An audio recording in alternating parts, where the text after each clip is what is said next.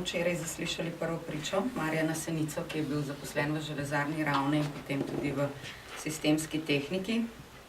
Od leta 1994 je bil vodja proizvodnje oziroma direktor oddelka strojev in tehnološke opreme. Od leta 2001 pa član poslovodstva za program namenske proizvodnje v sistemski tehniki. Bil je vključen pri testiranju in prodaji 6x6, pa tudi nekaterih drugih stvari, ki so jih delali. Predvsem smo ga spraševali v zvezi s tem, zato da smo sploh videli, na kakšen način pridemo do prototipa oziroma do vozila, ki ga potem ponudijo v prodajo. 6x6 je imel pač nekaj pomanjkljivosti, vendar je bil vseeno vozilo, ki je bilo pripravljeno tako, da se ga je lahko prodajalo. Povedal je, da se ni prav veliko premikalo, dokler ni stopil v kontakt tudi s politiki. Namreč, glede na to, da so prej ogromno delali za JLA, so pričakovali seveda, da bodo delali tudi za Slovensko vojsko. Zato je kontaktiral razne politike, povedal je, da se je sestal z gospodom Kučanom v Cerknici, potem z gospodom Drnovškom na domu Jureta Cekute, v Ljubljani pa potem z Gregorjem Golobičem, in on je ocenil, da se je šele takrat začelo kaj premikati in takrat so dobili prvo naročilo za 10 vozil. Gregor Golobič je bil takrat funkcionar LDS, druge vloge ni imel, z njim je pa bil pogosto, je omenil Peter Ribelj, ki je bil takrat finančnik LDS. Povedal je, da bi lahko prodajali oziroma so imeli pogodbe in sodelovali že prej, pa tudi kasneje z podjetji v Izraelu in drugam, vendar so ocenili, da je vozilo predrago. V bistvu se je ves čas dražilo, kljub temu, da so bile sklenjene pogodbe, dogovorjene cene. Vendar so bile komponente potem, ki jih je dobavljal Steyr, vedno dražje. In ko je Senica vprašal na enem sestanku, kako je to mogoče, mu je Čeper, ki je sedaj upokojeni major avstrijske vojske, dejal, da ni čudno, da cene rastejo, če pa Malar, pri tem je mislil Jureta Cekuto, kar naprej hodi po denar. Mi imamo tudi gospoda Cekuto na seznamu, tako da ga bomo o teh trditvah seveda povprašali. Ko so skušali poceniti in znižati ceno, mu to ni bilo dovoljeno. Povedal je tudi, da ga je, ker smo pač želeli vedeti, ali je še kdorkoli drug vplival oziroma s kom od znanih imel kontakte, in je povedal, da ga je pred leti poklical Drago Kos in lobiral za nakup 400 vozil 6x6. On mu je seveda zaupal, ker sta oba s Koroške, se poznajo.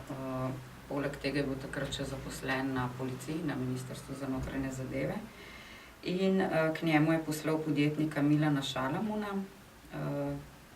To je omenil, da naj bi bil prijatelj od gospoda Kučana, ker ga je tudi iz njegove pisarne poklical.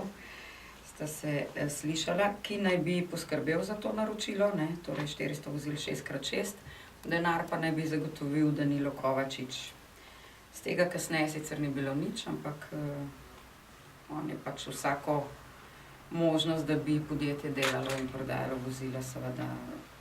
To je bilo tudi njegovo delo, torej, da je poiskal kot komercialista v enem obdobju, da je poiskal možne kupce. Omenil je tudi potovanja Kacina in Kučana v Izrael. Povedal, da so ga pred afero Depala vas klicali kolegi in znanci iz Izraela in ga spraševali, ali drži, da bo gospod Kacin postal obrambni minister. To se je zgodilo 10 dni pred afero Depala vas. Sam je ocenil, da je bilo to potem še prej, po 10 dneh je bil že imenovan za novega ministra, ko je bil pač odstavljen minister Janša. S prvim pričanjem se potrjuje, da so bili nekateri LDS-ovi, takrat vladajoče LDS politike, vpeti tudi v posle za nakupom vozil oziroma opreme za Slovensko vojsko. V nadaljevanju in v novih zaslišanjih bomo to dodatno preverili. Zaslišani Marjan Senica je ocenil, da je bil pač enak ali pa podoben načrt pripravljen tudi za prodajo oziroma nakup strani Morsa za vozila 8x8. Za 6x6 je bilo podpisano pismo o nameri leta 1994. Prav tako je bilo podpisano pismo o nameri o sodelovanju za 8x8. V zvezi z 8x8 je povedal, da sistemska tehnika ni mogla uspeti na razpisu, ker je imela narejen komaj prototip vozila. na dan prijave niti tega ne, in da vozilo še ni bilo testirano po mednarodnih standardih in da je v bistvu, ko so primerjali obe vozili, torej Patrijino in Krpana, je bila Patria v vseh pogledih boljša. To so njemu osebno zatrjevali strokovnjaki, ki so delali teste, vendar so to kasneje zanikali tudi za medije, na televiziji in podobno. Verjetno jih bomo seveda uvrstili med priče in jih tudi o tem povprašali. Nov način izbire in izbor Patrie je očitno prekinil utečene posle, ker se je, kot kaže, preplačevalo opremo, zato da je nekdo zaslužil, kdo bomo ugotovili skozi dokumentacijo in tudi nova zaslišanja.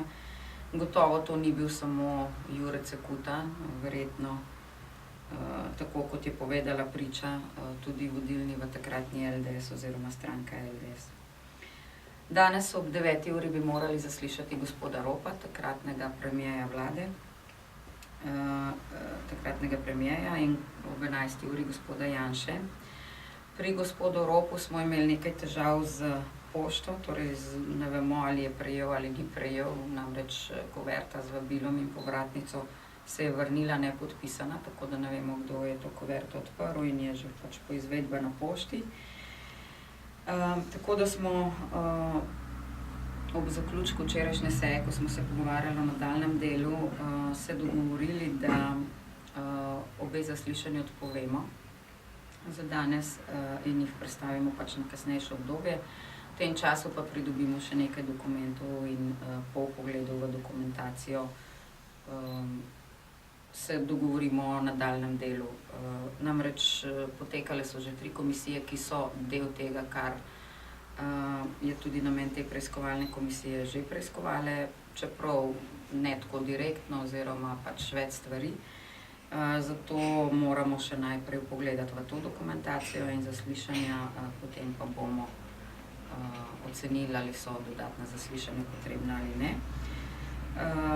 Na seznam prič smo pa dodali